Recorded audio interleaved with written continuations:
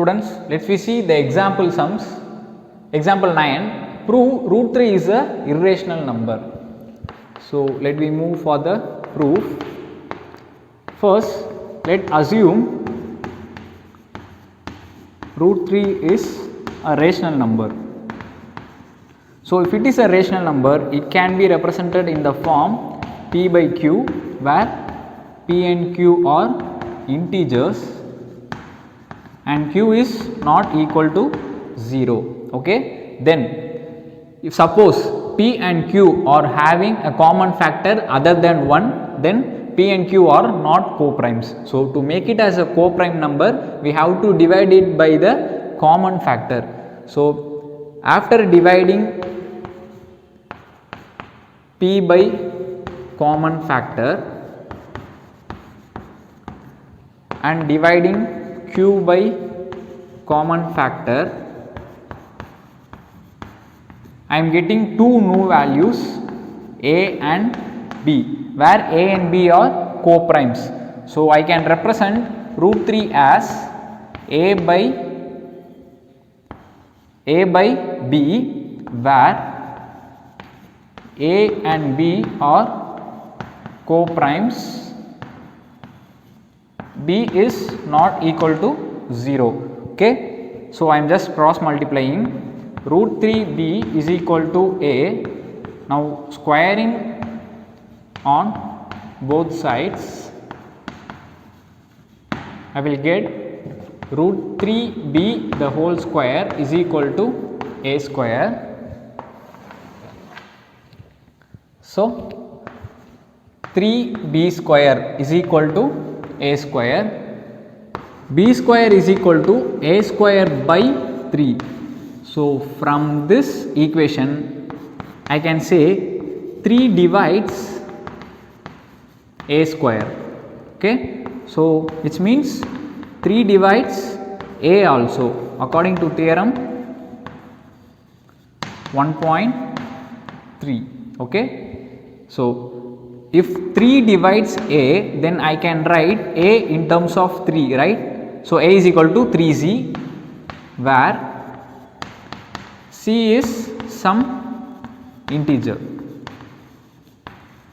Okay, so substituting a is equal to 3z in equation number 1, so I will get 3b square is equal to, instead of a I am putting 3c, so 3c the whole square.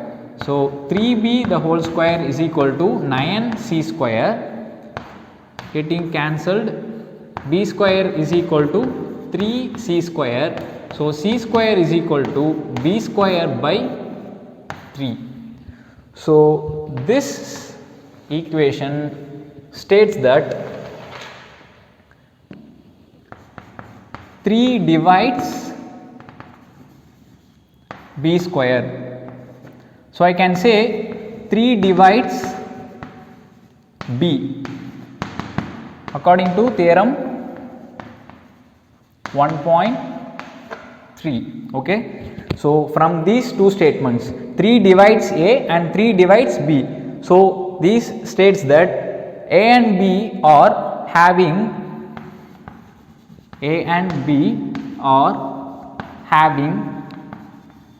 a common factor 3, right? So a common factor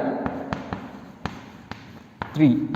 So a and b are both getting divided by 3, so which means that a and b are having a common factor 3 other than 1, right? So if numbers are having a common factor other than 1, then those numbers are not called as co-primes. A and b are not co-primes. But this is contrary to our assumption that a and b are co-primes. So our assumption is wrong. Okay, if this assumption goes wrong, then the assumption I have made at the first, root 3 is rational, this assumption is also wrong. Okay, so it states that definitely root 3 is not rational. If root 3 is not rational, then it is a irrational number. Okay, students, you can solve the examples 10, 11 and in exercise 1.3 question number 3 second subdivision and third subdivision by yourselves. These sums, example 10, 11 and in exercise 1.3 in third, second and third subdivisions are all of same time like these sums. Okay.